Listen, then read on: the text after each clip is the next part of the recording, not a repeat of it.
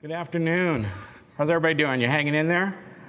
We're almost there, almost a cocktail hour. I know. So hopefully I'll get some energy out of you in this dialogue here I'm about to throw at you. And what I really want to do is challenge you and your thoughts. We just heard about the trends in market research, and many of them very valid and something we have to consider. Agile has become a buzzword. Everybody's agile now. Artificial intelligence, very important. But what's happening is I feel like what we have is actually broken. All right, I've been involved in online qual for going on 18 years now. And basically what we have done is we've replicated what we do in a room every single day for the last 55 years. And now we do it online. And basically from the 60s to 2017, it doesn't look much different. How many things that we were doing in the 60s do you still do today, if you were even alive? So the question is, what is happening? Why isn't qual growing? Why is online qual still only 9%, 10% of all qualitative research being done? That just blows my mind. There is so much opportunity in qual, and no one has latched onto it and figured this out. So my personal challenge for the last 5 years is figure this out for people and talk to hundreds of people around that are doing qual. Why is the qual budget shrinking at major brands? And what do they say? There's a lot of friction in doing qual. You make it difficult for me to decide to do a qualitative project. That's scary, because I'm a qualitative researcher, something that's in my blood. From the time I was a kid training baseball cards and matchbox cars, I want to know why that person picked the red car over the blue car, right? And not just that they picked it, but why they picked it. So it's in my blood. So there's a new way of doing things. And we're seeing this from the brands, from major brands. So they're looking for something that some of you will call research light. Some of you will say it's not even research at all. But the world is changing. And research has to change, especially qualitative research. What I'm talking about here is not a methodology. What I am saying to you is that it's a strategy. The way we have conversations with consumers needs to change in order for us to survive. I'm not trying to scare you. There's people that talk about the evolution of market research, the revolution of market research. We move at a glacial pace. We're waiting for the clients to tell us to do something. I talk to agencies all the time. They're like, my client doesn't ask for anything different. They only go to you because you do one thing. How many people go to the dentist and ask for an oil change? You go to that person because you know what they do, and we're not offering enough solutions. So, Agile tech software is out there. Let's combine that with Consumer Connects. All right, having real conversations, real-time conversations with people. Not bringing them to a room in a sterile environment, sitting them down, giving them peanuts and popcorn, and talking to them. It's not doing a 6-week bulletin board, pulling them in, asking them to do tasks and things like that. Let's have real conversations. And now we can do that. We can do that with agile techniques that are out there. Online, automated, on demand. We live in the land of Uber. My God, I could have ice cream delivered to my house if I wanted to at 3 o'clock in the morning, all right? It's a beautiful world we live in today. Why can't we do the same thing with market research or qualitative research? We have to adapt, is what I'm saying. So we take software, we combine that with Consumer Connects, or trying to humanize the experience, democratize, you hear that term, I've heard that at least 10 times today. And the importance of small data. I think it's Martin Langston says, the N of one. It's more important to talk to one person in the context or in their environment than it is to take, spools and spools or terabytes of data and look at that and figure something out. So it's getting down to basics. I talk to a lot of people outside of the market research industry who are marketers, and they just want to engage. They want to have live conversations with people. They don't want to have it analyzed and laddered and everything else that we have done for years and years and years. They just need answers, and we could provide that. So you combine agile tech, Consumer connects, and what do you get? You actually get faster, affordable, and easier research. And isn't that what everybody's looking for? That's what they keep talking about. It's not about being cheaper. It's more affordable. It's interviewing people in their context where they are. And it's easier because they're more comfortable and you know when you're going to speak to the people. So how are we doing it? We're doing it using webcams.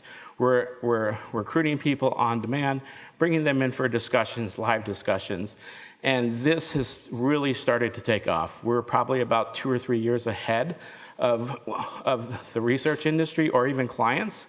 But what we have seen is as more people come out of graduate school or MBA programs and things like that, people who have never been behind the glass, they are looking for answers, and they need answers right now.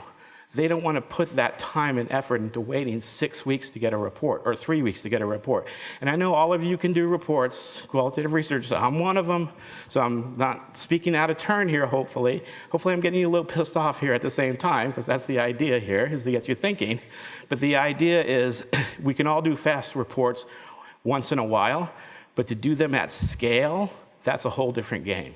And that's the ability for a marketer to be able to sit down, decide what their target audience is, and interview them in a matter of hours or days as opposed to weeks.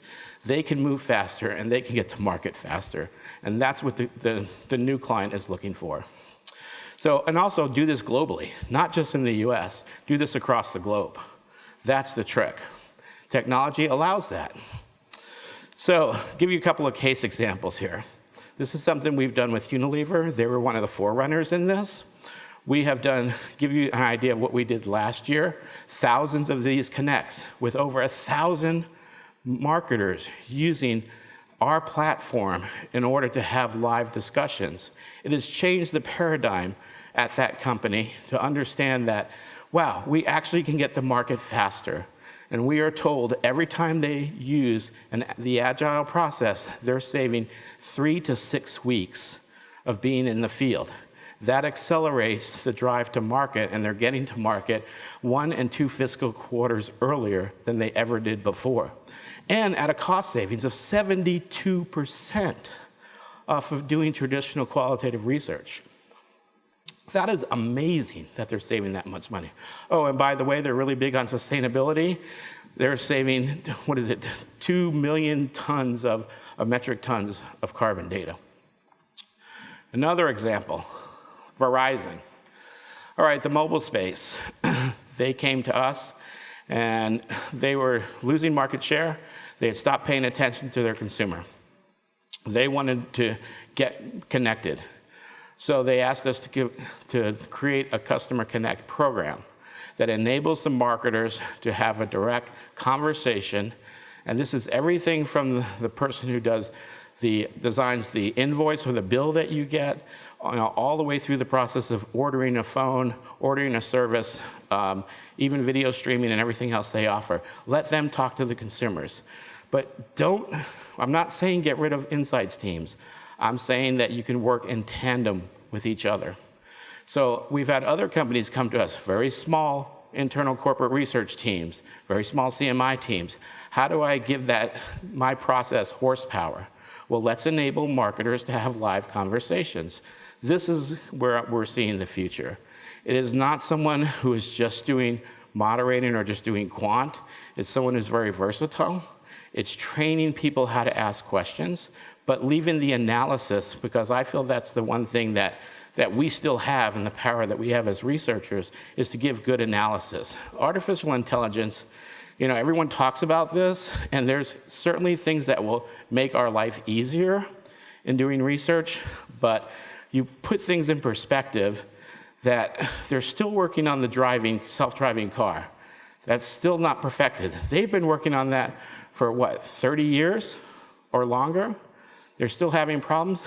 How are they ever going to replicate the brain if they're still having problems on a self-driving car? So put that in perspective. There's certain things that it's going to make our life easier, but it's not going to replace us as researchers. So I'm not afraid of it, and I'm not saying you should either, but you should think about where it fits in. And if artificial intelligence cuts down or technology cuts down the data collection time it takes to actually do your analysis on the back end, that's going to help us all. It's going to get the answers they want faster, and that's what they're looking for. So the idea is to have live conversations, let a marketer actually speak to a consumer. In some cases, the consumer insights person or market researcher is sitting right next to them, but have live conversations, probe in real time, and then together with the insights team, look for the common themes that are coming out and have a discussion around that. Say, this is what I heard, this is what you heard, kind of like you do already probably when you have a debriefing, but by allowing someone in manufacturing or distribution or other departments have that conversation, man, they are blown away from that. I mean, they have a total different perspective on life because they are only looking at data and tables all day long, and to actually have a live conversation, that makes all the difference. So, I want you to take this away. The companies should no longer operate in silos.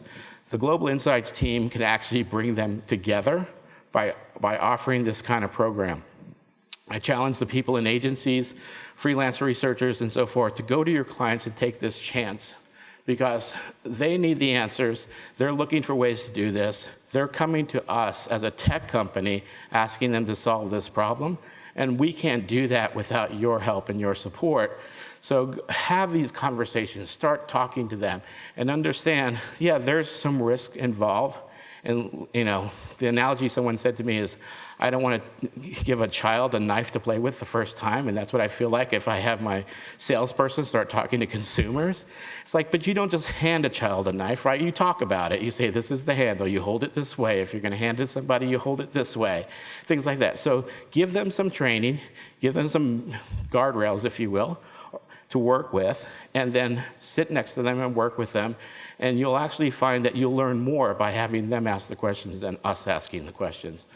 So just keep that in mind. So there's insights from everyone. It doesn't have to come just from the insights team. And we have to harness that energy. So that's it for today. Hopefully I gave you some things to think about, and happy to answer any questions.